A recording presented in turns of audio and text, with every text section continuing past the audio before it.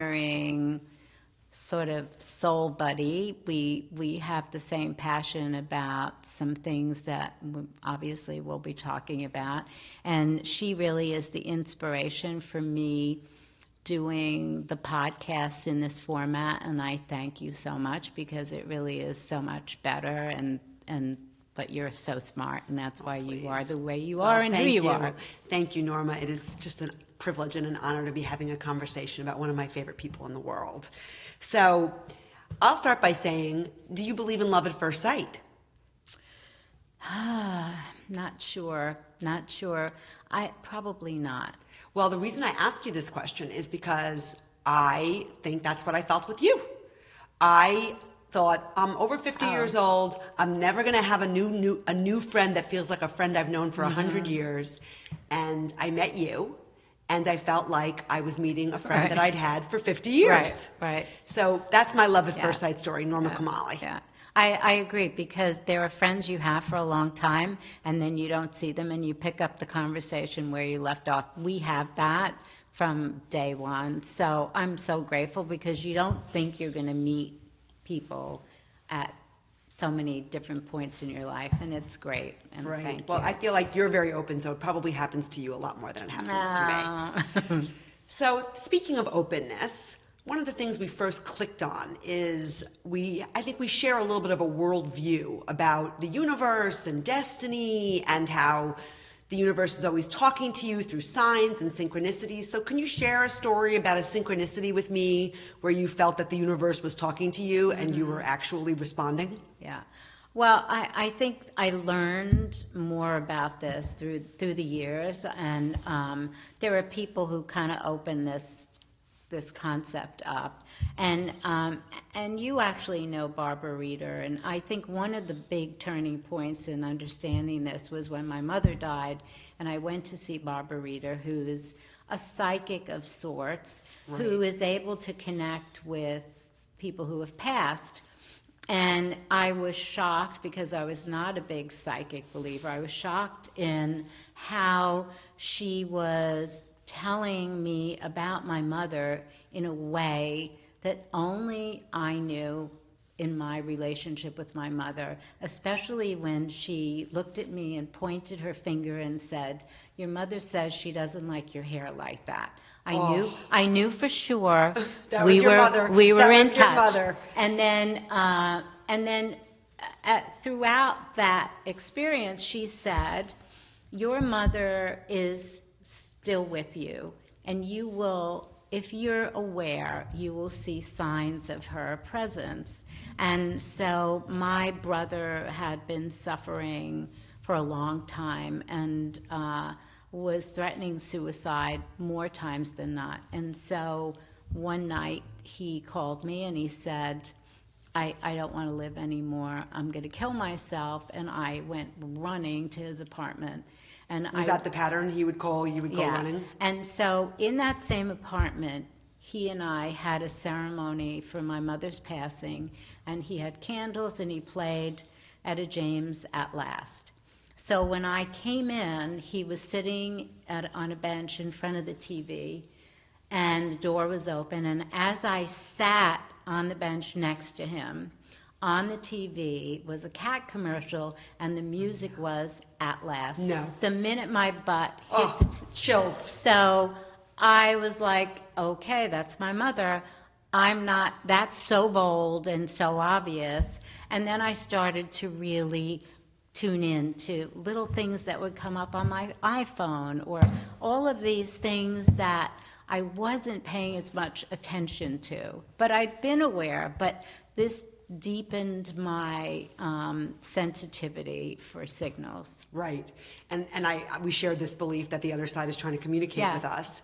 And if we just pay attention, we'll see. So have there been decisions that you've actually made based on signs or feelings that you've gotten that you maybe interpret as intuition? I mean, what role does intuition play in your decision making? I think a lot. I mean, I'm calculating in my decisions about business moves, and I'm calculating in the nicest way.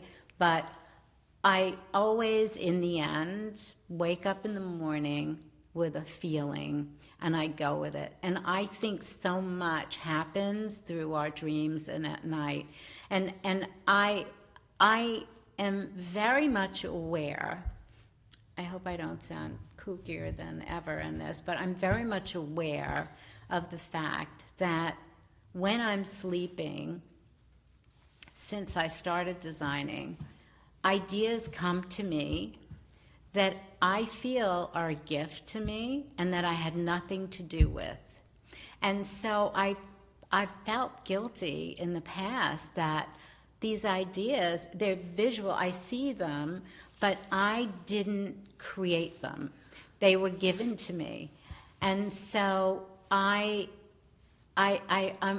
feel so appreciative that there is something coming through me to do these things, and I love them, and I'm so excited. But there's a part of me that knows that some of the things I've done have come through, and I've never seen them before. I think it was John Lennon that's talked about being tapped into the collective unconsciousness, and you are one of the most source-inspired, source-channeling person. I don't care what you consider source to be, but there is this sense that you've just your fontanelle never closed as a baby, and you've just been kind of downloading the inspirations. And one of the things I love about you is that you just don't have inspiration for yourself. You have it for people that you love too. I mean, you're somebody who just dreams big for your friends as well as you dream big for yourself.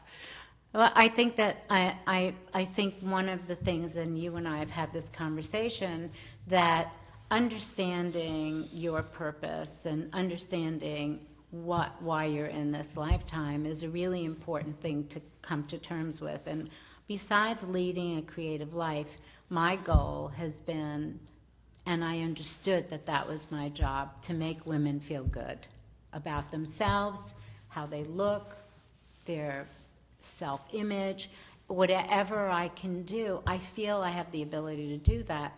So I have this, it sort of makes, it fills me to know that something I know I'm sharing with someone else and something good can happen. Right. And I love doing that for women, especially friends, wherever I can share, because so many women have helped me and have been selfless in their generosity for me. So it's something you do. You're the most generous person I know. You really are. You're extraordinary. And that generosity fulfills you. I know it does. Well, I mean, I think that one of the things is that I think when somebody's living a purpose-driven life, and they're in their purpose and they know their purpose and they're acting in their purpose, two things. First of all, time expands, right? You have time for everything. And the other thing is it's contagious. Yeah. So you're contagious and you make people feel like anything is possible. So my question about purpose for you, and I'm playing a little bit of an innocent here because I have a feeling about this, but people have said to me, purpose is a luxury. Do you think purpose is a luxury, or do you think purpose is something that every single person is born with? Absolutely. Absolutely. I mean, whether you're consciously aware of it or want to be, I try to talk about purpose a lot because so many people just live day to day and make decisions sort of in a patchwork way. But if you have a sense of, like, I know I want to lead a creative life. I want that. It's so important. That freedom is important to me, and I want to do everything I can for women. So every decision I make, if I'm not sure, well, that's the answer. Does it check those boxes? That's the answer. Right. So is it doing that? Am I on point? Now, maybe it'll nuance and change along the way, but basically, I knew early on that those were things I really loved and wanted to do. The sisterhood part of it, though, I mean, you're very, very early on a person who has been very vocal about your support and your advocacy and your elevation of other women. Is that something you saw in your family? Did you see it in your neighborhood? Like, where did you get the role model for that? You know, I think the role model came from positive and negative images. So my mother was just an extraordinary, complex woman who saw no limits to what's possible for a person. not just a woman, but for a person. She could do anything she put her mind to, and she did. Except she was born at a time where all of that skill and all of that talent could not run a company and be much more productive in her life than I am, because she was far more talented. So it was timing there that Right. didn't work. The other images that I had of women were, I grew up in a neighborhood where women had 10 kids. It was a Catholic neighborhood. It was just the tradition to have large families. But I saw the draining from each of the mothers, how they just became vessels for having children, and they couldn't really have a life because there was no money, first of all, to even feed the kids. There was survival. It was tough. And so I weighed those images and realized the women have to be helped, they have to be supported, and women who have talent need to be able to have a place to express it. And so it set the image for me. I knew I wouldn't have kids. Those images were so powerful, and I knew that my mother's skill and talent, I had some of that, and I didn't want anything to get in my way of living the dream that she could have had, Right, because right. It was also my dream. So the story started as hers, but its ending is yours in that Yeah. way. Wow, that's so beautiful. So I that resonates so deeply with me. But you're a pioneer, because people weren't talking about supporting other women and allowing them both their creative freedom and their financial freedom, or even feeling good in their skin. So did you always think that your outlet was going to be creating clothing to start that made women feel comfortable in their own skin, or? I think it really started first by I needed to understand who I was, and I was trying to find my way, because, as you know, I wanted to be a painter, and I was so committed to that. But all of that training was great, and the universe took me off in the path, and I ended up creating clothing, and I realized how happy someone could be if they felt good in what they were wearing, and it helped them project a side of themselves. And then the stories, and every designer hears this, I'm not unique to this. Yeah, but you didn't need a TED Talk to tell you that feeling good in what you're wearing gives you confidence from the inside out. And so that really taught me a lot. And there was a point in my career where I really doubted my choice. I really felt, there are people curing cancer that are doing very important things. It suddenly didn't feel like an important enough. Yeah, and I'm worried about a quarter of an inch off on the hem that the factory didn't do. And I'm worried about that, and I'm thinking, something's not right. I need to get perspective. And then I started to really listen to the stories women were telling me about when they wore something, or they had a life-changing experience, and it's like, my God, why aren't I listening to these people? This is powerful, and why can't I help more people? Why can't I do this in a way that is even bigger? So my decision to do Walmart was really out of think of all the women who've never been able to afford a design or anything. Democratize the experience. And so by doing clothes under $20, I reached millions of women. And there was and I had people write little thank you notes on their Walmart sales slips, the little register slip. And they would save them for me, and I remember just being teary one day, thinking, oh my God, this note, that this woman's just tearing my heart out here. And I really thought, the power of this is really something I underestimated so But you were for so drawn long. there, and it's interesting because, I mean, you and I both agree that there's scarcity thinking and there's abundant thinking. Yeah. And you're just a natural abundant thinker. But was there ever a part of you that thought, if I do this low-priced thing, it could devalue, what I do, on a daily basis in terms of the higher priced part? Did you ever have scarcity thinking around that? Well, that was the concept and the thought, but I really felt, and I learned about what I could do. All of the factories that I was working with through Walmart were high-end factories who were making clothes for famous designers, high-end brands, famous department stores, high-end, and they would take on the Walmart product, same machines, same sewers, to do volume to really make money and big volume. And so I got to know each of the factories that we were working with, and I said, fit and detail and quality mean everything to me.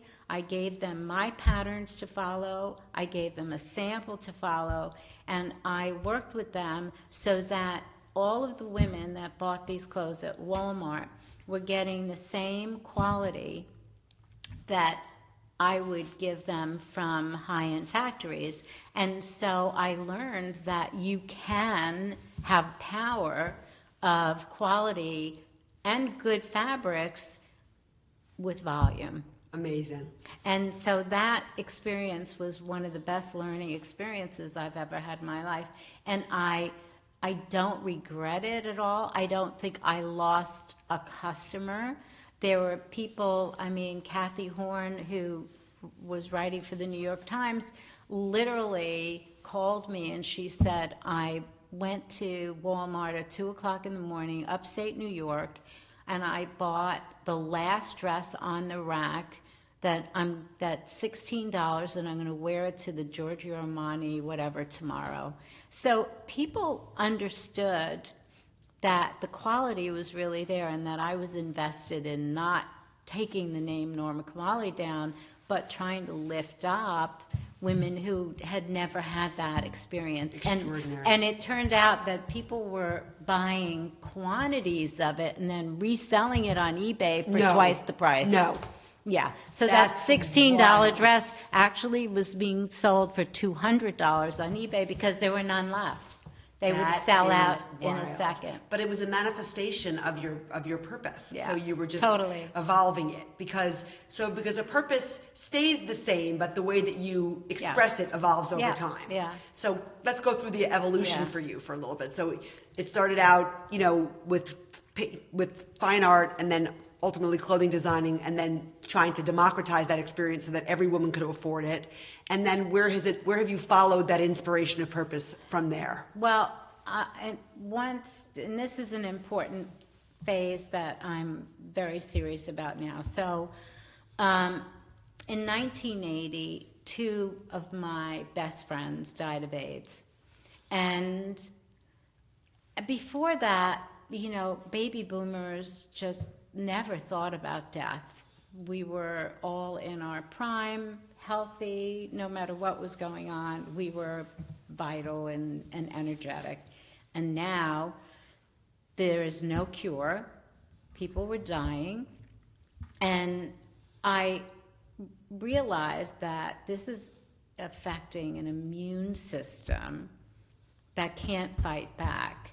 So should we all be caring about our immune system? Should we be thinking about being healthier? No, we never had this conversation Nobody's before. talking wellness or disease avoidance. No, right. We're talking Studio 54. Right. We're talking none of this. So I became obsessed with trying to find this out. Now, I had the luxury of being obsessed because I didn't have children.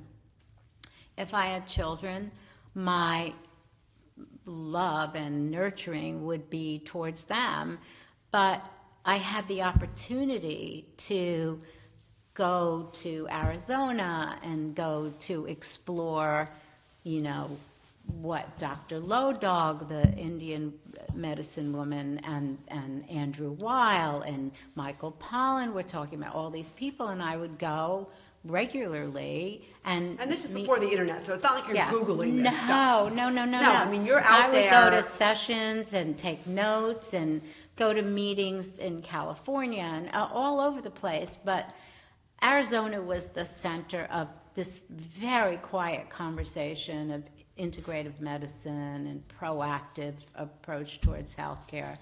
And so these were some of the early people who were, I mean, I don't think Michael Pollan had even written his first book yet. And so, of course, I would come back and talk about thinking I was a kook. There was no conversation with anybody, right? So, but I kept reading and learning, and my curiosity was really beyond. And then fast forward to 9/11. I realized at that point that the immune system, again, the stress of having this new layer. So we had collectively had a suppressed immune system. So something had to be done because nothing would be the same again. So I decided to open the Wellness Cafe. And the Wellness Cafe, there was Liquiteria and Organic Avenue had just begun, and I started to carry juices up here. But I also looked at things like, well, if you're going to brush your teeth with a toothpaste that has chemicals or sugar, and you have the choice of brushing your teeth with a tooth soap that also can pull bacteria out of your system, maybe that is an immune supporter. It's something that's going to take less stress on your immune system. You never thought stay in your own lane, Norma? What are you doing with this? That thought never crossed your mind? No, because to me, I had information that I could share and that could maybe people be interested in. So the other thing, so there's a mouthwash that can alkaline your body and take the acidity out. So I started to source all of these products, and before I knew it, out of the little holes, all of these people who were interested in a healthy lifestyle were coming out of the woodwork, all silently doing their thing because it just wasn't what people were talking about. Totally. Glennon Doyle says, when you find out what breaks your heart, and then you go to serve that, you'll find your people. Yeah. So that's what was happening. Yeah. Your heart was broken by this, and you found your people when you went to serve that population. But a very informed group of people, and then I started to have talks with people who were smart and had information to share. We used this floor to do a different workout every evening and have talks and teas. And fast forward to now. Well, I'm so happy that everybody is thinking about it or talking about it. Now you go into the grocery store in the corner and everything's there. However, there's an excess of product. Some of it may be a commercially viable concept, but doesn't have a soul and doesn't have a reason. So there's too many things.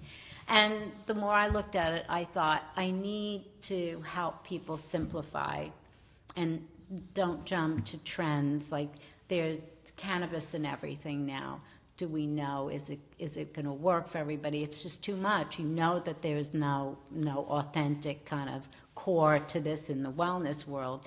Yes, some of it works, but what is it about? So I instead then decided I know enough about simple core ingredients that can help a woman feel good about herself without a stitch of makeup on. I will start with skin and base everything thereafter on a healthy lifestyle, which is sleep, diet, exercise. And so those simple concepts are free, basically. We eat too much food, just eat better food. If there's a staircase, you're at the gym. And sleep, you have to start thinking about it from the minute you get up. Are you respecting that ritual of sleep? And so I then thought, if I start with skin, which is basically biggest organ the way in the body, we are, and I help women feel that, yes, your nose is your nose, your eyes, your eyebrows, your lips, they don't need to be fuller, they're your lips. Why not just do the best version of you through a healthy lifestyle, but also from products that will make you feel good enough to not have to put anything on.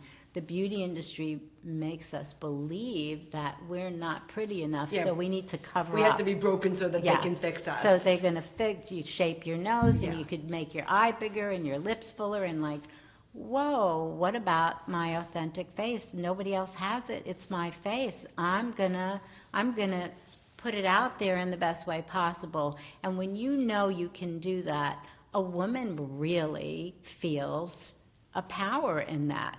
Now, if you want to put makeup on to play, that's different than putting it on because you want to cover your wrinkles, you want to do that. Yeah, so. Well, okay, so, basically what ends up happening from what I'm hearing about this arc is that you are a pioneer, you create an opportunity that eventually becomes mass. Everybody's doing it. Then you move on to the next thing, and now you're doing that once again. So my question is, I'm just completely, I think, confused by how much plastic surgery and Botox and fillers people have. And I think that what confuses me is that I think that people think they look younger, and they actually don't. They just look different or weird. Yeah. So, so what are your thoughts on that? And what do you imagine is going on inside somebody who looks in the mirror and sees somebody that's completely altered? Well, so my feeling is I don't want to say, if a new sort of laser something comes out and it does something to your skin that freshens it or whatever. I'm not saying I'm against any of that stuff.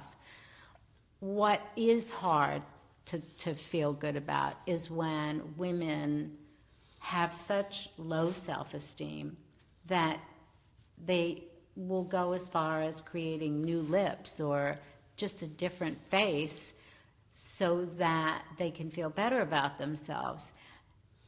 That's where it makes you feel sad, and you don't want women to look vulnerable because they're not feeling good about who they are. Right. And that vulnerability is an unhealthy one. Right. And people take advantage. It's insecurity more than it is vulnerability. And it's a signal that they can be taken advantage of. It's a signal we put out when we show that. Right. So that concerns me. But if something's going to make you feel good and it's not distorting you, then it's okay. If you want to change the color of your hair, if you want to do eyebrows a little arched or whatever. But when it comes into this other zone where you just look victimized, that makes me feel really bad. Right. Because I'm just wondering, people think, well, I'm doing it to make myself feel better, but does it really make people feel better? Yeah. No, I don't know. I don't know. Maybe it does temporarily. I don't know. But the aging process is a very difficult thing for a lot of women because they no longer feel that their value is as good as it once was because we've been judged by the way we look for so long. Right. So now I think the way to achieve that is to be as healthy as possible. The more you work out, the tighter your neck is. Right? The more you eat healthy, the shinier your eyes and your hair is better. There are real things you can do that can affect how you look and how you feel about yourself. A virtuous cycle. You and I had lunch a few weeks ago, and you were the first person who I've ever talked to who saw menopause as this great celebration for a woman. Yeah. And you really talked to me about how from your 50s on, your great rewards are all coming. So can we talk a little bit more about that? Because that's not a message we're hearing from anybody out there. No,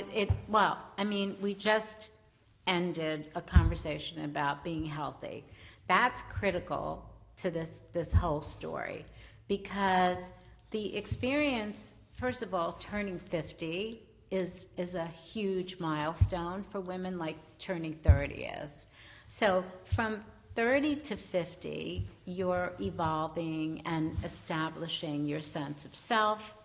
And then all of a sudden, as you get into 45, 46, there are changes, you're feeling different, your hormones are changing, and you start to have this insecurity about, I don't feel grounded, I feel like I'm floating or something's going on, and it's disturbing and disorienting. So the way to get through that in the best way possible is forget alcohol. We talked about this. Forget anything that's going to compromise your immune system, and focus on health, health, health, health with as much energy as you can muster, because that's a proactive approach to getting through this period and keeping your self-esteem and your sense of worth. Right.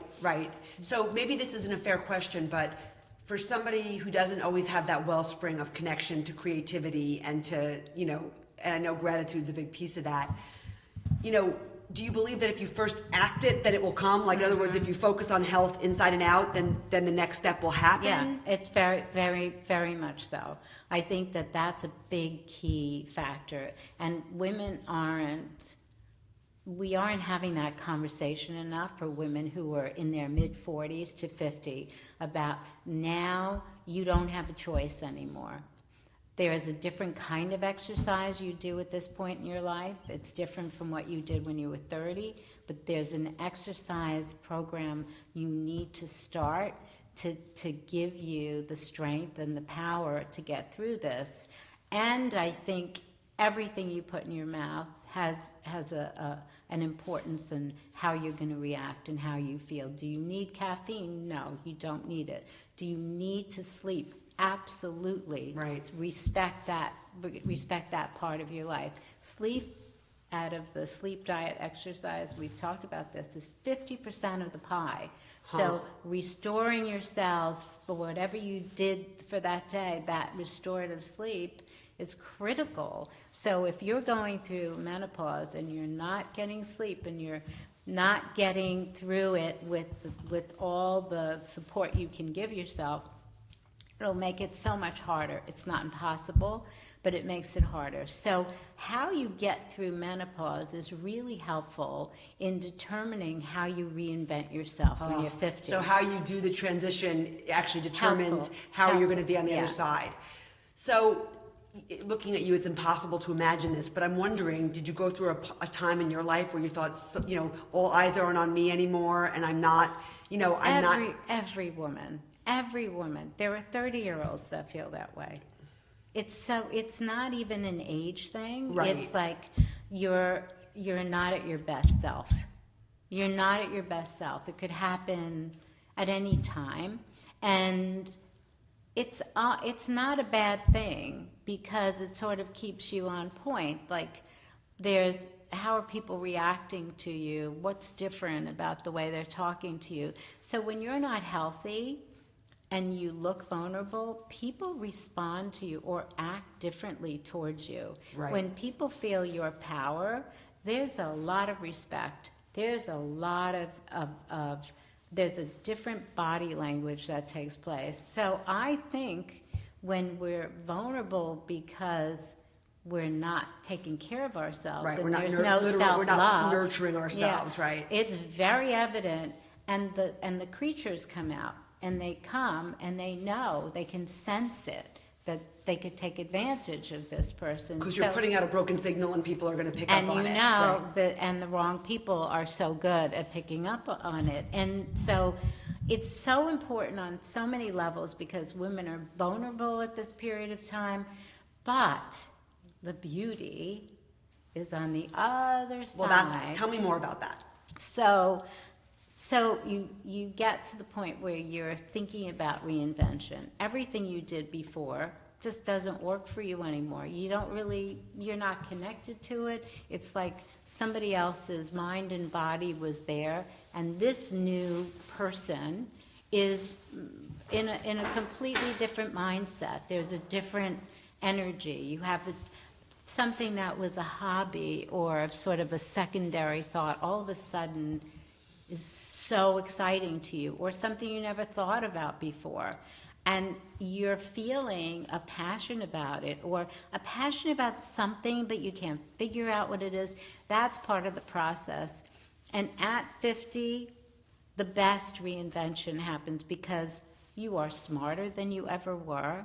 You've gone through this physical change, and it may still be happening to a certain point, but you've learned how to manage it better, and now you can be basically whoever you want to be. That's because amazing. The confidence, and you're less reactive. How do you beat right? it? And the hormones are not directing your behavior. Right. And right. so you're clear thinking, you're wise, and when you're healthy, you don't need corrective makeup. You don't need to do airbrush faces. That's that virtuous cycle. And you can feel better about how you look and how you present yourself and how you wear clothes and how you move. And all of that starts this awareness, the self-awareness and confidence that you never had before in your life. The power of not having hormones direct your behavior, and you know what it's like to feel hormonal. I mean, the freedom to not have that. I think of some of my hysterical moments. You say that, and I find that impossible. Oh my God! Oh my God! OCD, I get, but hysterical, I don't get. But privately hysterical, but getting like obsessed about something. That I see. Like unnecessarily, and now like obsessive rumination about something that's just unnecessary. Yeah. And so putting all of the energy to more positive things, right, and being able to help people, because now you're a wise soul, right, and by helping people, you're filling that cup. It's just being filled. You're not even thinking it is, but it's filled, and all of a sudden, you have such a value that you could never have had before. And this is a whole new way to live. So at my age, I'm feeling so free, and as long as I do everything I can to take care of myself so I'm physically able to do everything my mind tells me I want to do, I feel exhilarated, and I wouldn't change 20, 30, 40, any decade. I wouldn't change it. And amazing. It's not bullshit. So inspiring. It's so obvious. It's so inspiring. So I just want to be cognizant of people who may feel like what you're saying is impossible from where they're sitting, you know. So I want to ask, you said bad energy brings out bad people. Have there been times when you've let your boundary down and you've interacted with people that is there any story that comes to mind where? Well, I can just name practically every guy I had a relationship with when I tried so hard to believe I could balance the woman who was running a business and directing a big staff of people and factories and licenses that would come home to pretend to be what that woman should be in a relationship. Right. And so you were shape-shifting in a way that... And I couldn't bluff it for more than 2 years. So you had an expiration point. You could hold your breath basically for 2 years. And the minute I showed, and when I showed vulnerability, I was taken advantage of. But then when I said, hang on a second. When you showed strength. This is the me. Yeah. I saw, it all falls apart. Oh. So it really isn't me. It's this vulnerable, and I allowed myself to be sort of the subservient one, because it was like, I can't be bossy, I can't be in charge, I have to play. You were a pioneer in every other place, but in this place there was still something traditional in the way that you, in the story you were telling yourself. Because I thought, I have to be able to have balance in my life. I have to be able to have a relationship. But the and way do you were this. defining balance is interesting. Yeah, but that was also, I mean, if I would have shown me at the beginning, I knew that this would not, I thought, well, I would sneak it in here. Yeah. But the truth is, there are very few men then and even now who can handle someone who's telling everybody what to do and how to do it. Right. And then to come home to be able to have an opinion. There's still a lot of men that have a difficult time with women having strong opinions. Right. So what was the shift for you when you realized I'm doing this in 80% of my life, but in this 20% of my life, I'm not being authentic. So what was the shift for you? Well, I mean, I just kept sort of lying to myself, and I have to admit that I didn't put the same energy into the relationships I put into my work. I said 20%. Yeah. I mean, for most people it would be 50 or more, Yeah. but I know you, so I said 20%. So because of that, you're not really thinking it through. You're not being collaborative with the person you're with. But there was a part of me that knew, as much as I really liked these guys and thought that they were an important person for me to be with at that period In your of growth, time. for your growth. And I learned from each one of them a lot, and they were substantial people, but I knew I wasn't going to marry them. I knew I didn't want to spend the rest of my life with them. Whatever it would be fine. So it's sort of, I also projected something else there too. So I'm guilty in maybe, mixed messaging. Right, because if you're not being authentic and it feels authentic to them, they don't know any different. Yeah. So I mean, the relationships are still a very big conversation women have to have, because as much as we've accomplished in moving up and getting more power and being more important in the workplace and in our careers and goals, and even trying to figure out childcare and how to do that, connecting with men who are the right fit is very difficult. Still a difficult. Right. And I'm just wondering, in your case, because you were divorced at an early age and you actually, you lost things that you had worked very hard for. Yeah. Did that make you feel like there wasn't a happy version of a romantic partnership? It's interesting. Because I didn't have a lot of boyfriends, but I had longish relationships. And there would come a time that I was just like, oh, I can't wait just to be by myself, to be with me, to find me. So I would have those intervals and I would be happy for them. And then I would maybe meet someone and say, oh my God, so much fun, or they're so smart, or whatever, and I'd be intrigued with them. But I never thought I was going to meet my soulmate. I just didn't. Do you think you believed in soulmates? I thought that other people had it, so but you recognized it. I didn't have a sense of what that meant. Your creative life was almost like your soulmate. Totally, and you nailed it totally. So I didn't feel like, oh my God, my life's not complete.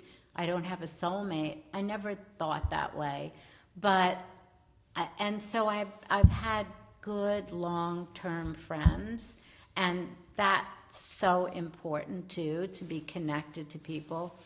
But when I found my soulmate, it was like, whoa, so this is what it is. And so, okay, I'm 65 and it's better late than never.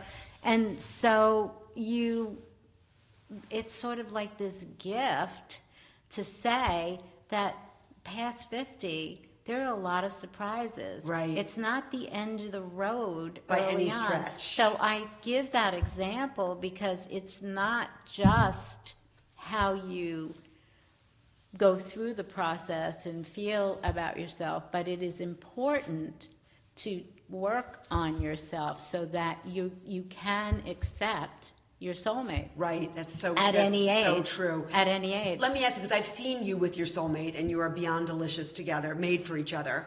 Beschert, the Yiddish word. If he had knocked on your door 10 years earlier, No. what do you think? No. So timing is everything, right? Timing is everything. Timing is everything.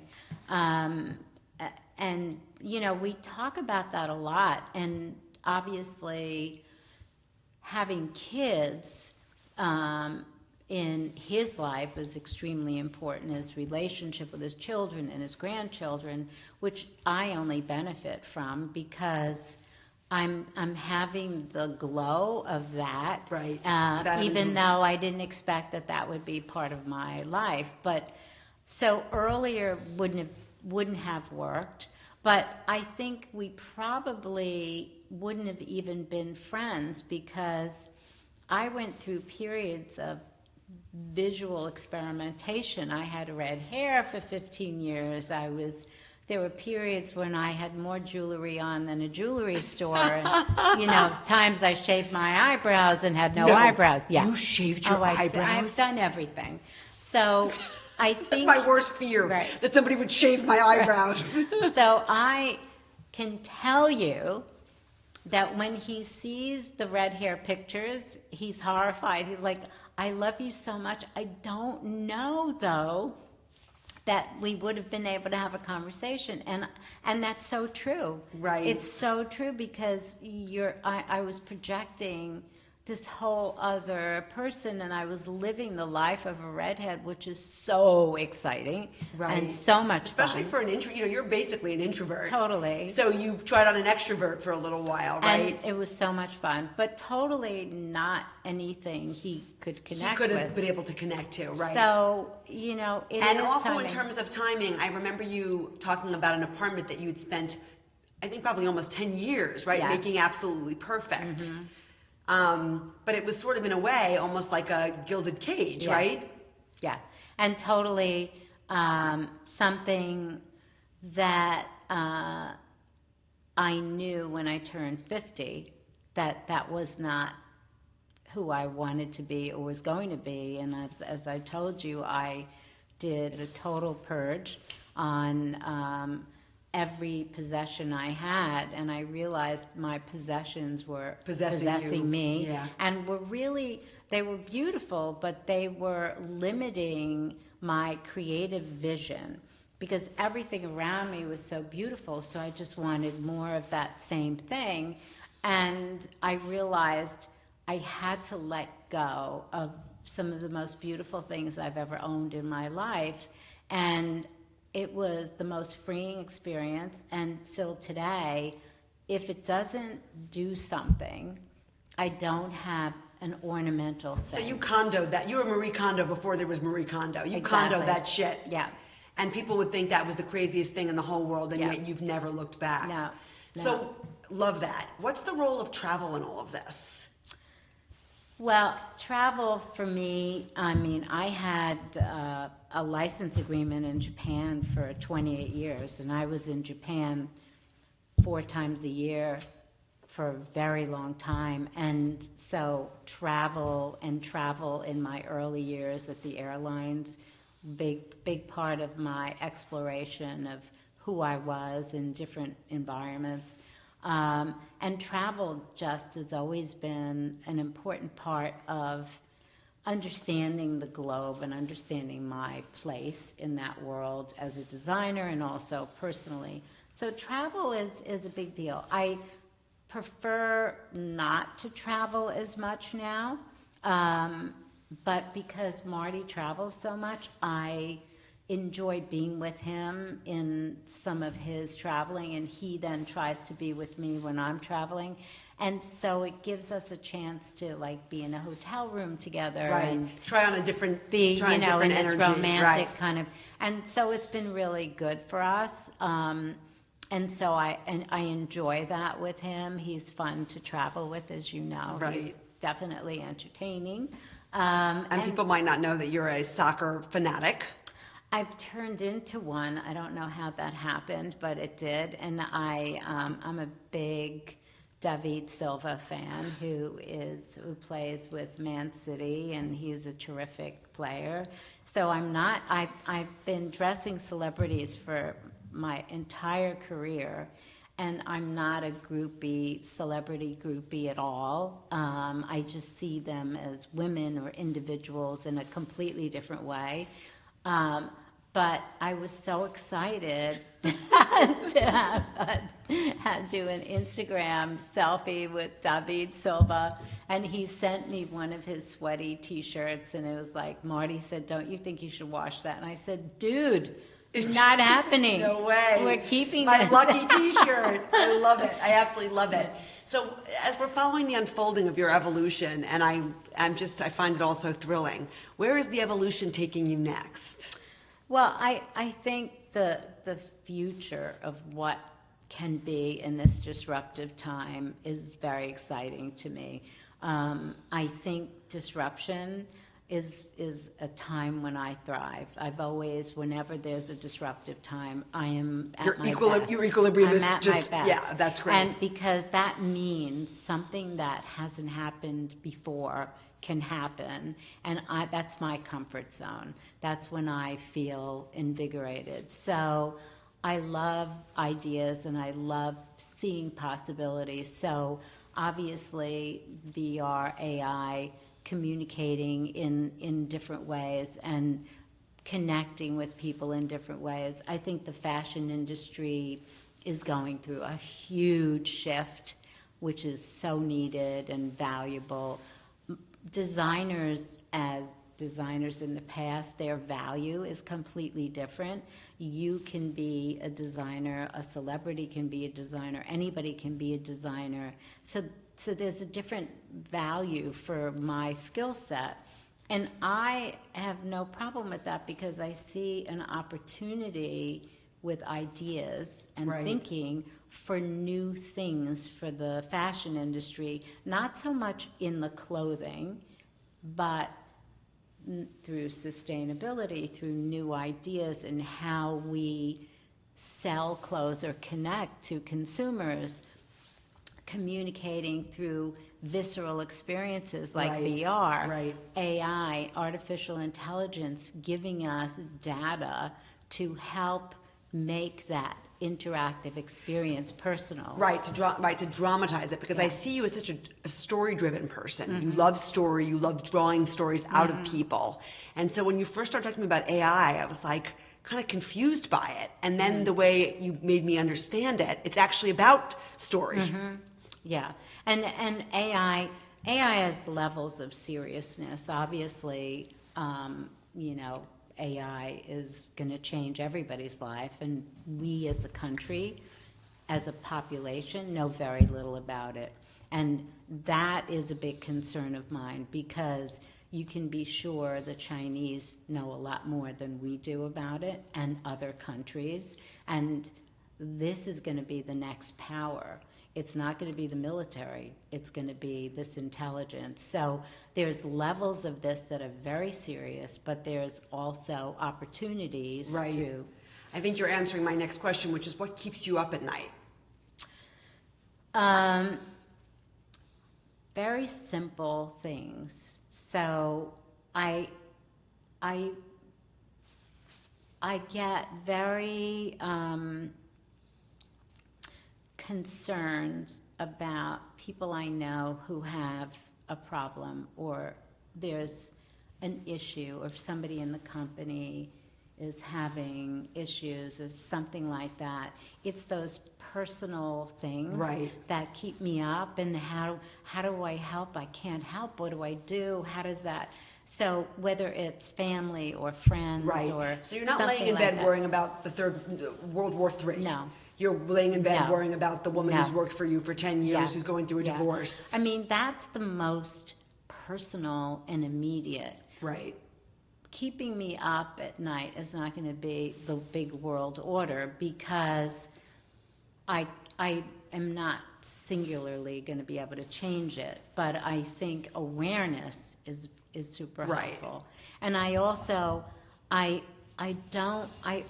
I watch the news, I watch as many channels as I can, because I really want to know what everybody thinks. Right. I really want to know. I think in my travels and really becoming very connected to a lot of cultures, Right. even in my marriage, married to an Iranian for 10 years, completely different culture, I learned that it's not the differences, it's what we have in common that are going to make something change.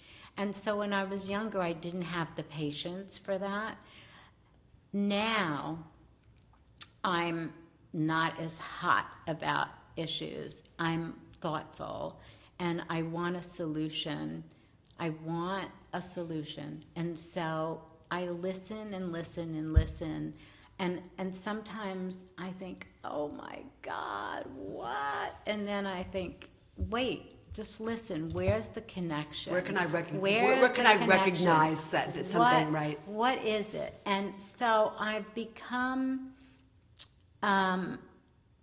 more open to talking to people who have a completely different mindset, or even that I agree with them totally, but I'm not comfortable with the communication or something like that. I try really, really, really at my everyday to listen more. And I think the one big thing we're missing now that really is very painful is that we've lost our sense of humor completely. Right. I agree. And when I'm in London, meeting with fantastic people, women especially, they have the best self-deprecating humor. I know, and everything's funny. The planet. Everything's funny. The most painful things. And I come back and I've laughed and had serious conversation, and then everybody is so tightly wound here that we're about to just snap and break. I agree. And everything's being elevated to a values conversation. Yeah. We just can't get to, as Rumi said, the field beyond right doing and wrongdoing. Right. And I agree. We're very finger pointing and sanctimonious. Without humor, yeah, we're stuck. And I was also thinking completely. We are desperately in need of really good comedians of the level of Jerry Seinfeld. He did a Netflix show with all of the skits he did in the 70s. And it was so relevant, so funny, so positive, not mean-spirited, not harsh, no heavy words, nothing that was painful to anybody. And it was so refreshing, and I thought, there are so many you have to be brilliant to be a comedian. There are so many smart, quick-witted people. They have to come out, and they have to really bring us to the point where we can laugh out loud until we cry. Right, and laugh together. Yeah. Laugh together. I think that there's such a gotcha culture, though, that people are so afraid that they're gonna make a joke, offend somebody, and they're gonna offend somebody, or something they said 20 years ago is gonna come back to haunt them. Yeah. I mean, I was just at a funeral today of a beloved colleague of mine who died at 101. Yeah, Lou Weiss is his name. Oh my God. Yeah, he was George Burns' nephew, and he started working at our company when he was 14 years old. No. Yes. And he was one of the most delicious, magnificent human beings I ever met. But sometimes he said things that were not appropriate for today's standards. Yeah. But he didn't judge him by today's standards. Yeah. He was born in 1918. Yeah. Yeah. And I just think that we don't have the most respectful interpretation for people. We don't cut people slack. And I think humor is that way through that. So it's the only way. It's the way. And, when I came back from my last trip to London, I said, let me just put on some comedians, because I can't. 2 phone calls I had, and everybody's so tightly wound. I don't know if I can deal with it. A dinner where somebody was, about to burst. And I thought, I need to laugh. And so I put on Dave Chappelle, and who's brilliant. And what does he say? The first thing he says is, well, this is the last Netflix show I'm doing because everybody's so sensitive, you can't say anything. And then he went to talk about what's like, said, no, not you too. But I think there are some new talent. There's new talent. There's current talent who, like Seinfeld, knows how to be authentic. And look at what he's done through the years. He's managed to work his way through all of our new standards in the way he's presented his brilliance. He's like ninja. And survived it. Yeah. So there are people like him that we desperately need, and I am praying that they come up, rise up to the occasion, and make everybody laugh and talk about things without hurting anyone and being so point on brilliant that we rethink all of our preconceived notions about who we think we are and how we believe our culture should be. Right. And the us versus them. Oh my God. No more. No more. Right. So I'm hoping that we can do this through humor. I agree with you, actually. I think humor and storytelling are our most powerful connectors and elevators and healers. And when you know somebody's story, you can never think of them as other again. Yeah. And when you laugh together, it's the greatest medicine of all times. Totally. And especially when you don't agree. Right. And you agree about what's funny. Yeah. And it's pointed to both parties. Completely. It's the best. The best feeling. The best. And in the 70s, actually, there were so many comedy clubs. So many. And we were just addicted to them. We would go from one to the other, and all of the great comedians started in these clubs. And we would laugh so much. And in fact, in my normal day and all of my friends, we were always making jokes. Nobody makes jokes anymore. Nobody thinks it's important to be funny. Right. Nobody. Everybody's so serious. People don't even say how are you on the phone. It's like everything gets right down to business. Or just like to take the time to be humorous. So there's a woman in the sample room who's from British Guiana, and the whole sort of tempo of the people around her is that they're always joking about something. Right. So I was watching her in the sample, and she's been with me for over 45 years. And so I saw her in the sample room, and she makes these jokes with people, and not everybody speaks the same language, so it has to get through Chinese and the Spanish and but she understands how to tell, because she's committed to making somebody laugh. But this is just her culture. It's her husband. It's her daughter. They're all make all just people laugh the whole time, and so she does it with the people downstairs. And I thought, she's the most talented person I know. She's been my right hand forever. But her best asset is she wants people to be happy. And so she will take the time to conjure up a joke. That's probably her purpose, actually, is probably about making people happy and making people laugh. All right, well, I just want to ask you one final question. I know it's a question that people get asked a lot, but I think it's particularly interesting talking about synchronicity and purpose and sort of the unfolding. If you could tell your 16-year-old self, if you could go back and give her one piece of advice, what would you tell her? I would just say you got to go through the experience and just go through it. I wouldn't tell her, don't do this. Just keep going, darling. Because how else do you create the human being you're supposed to be? Right. So it's just like you got to go through it. I love it. You wouldn't change a thing. No. Absolutely inspiring. And would you? No, I wouldn't. Although I think I would tell my 16-year-old self to try easier. But that's your hormones. So that's what, so. I just thought you had to try the hardest of anybody. Yeah, no. And so I think that what I've come to learn is that when you're trying so hard, you're missing the flow. And so what I would tell my younger self is to just try easier. So, but I love just keep going. I love it. But it didn't hurt you at all. No, not at all. Because that's what you were meant to do. Right. To be able to have the position to help as many people as you've helped. So your purpose has been to help all these people that you really put on the map and really put their careers forward. And to be able to do that, you had to try hard. Yeah, that's true.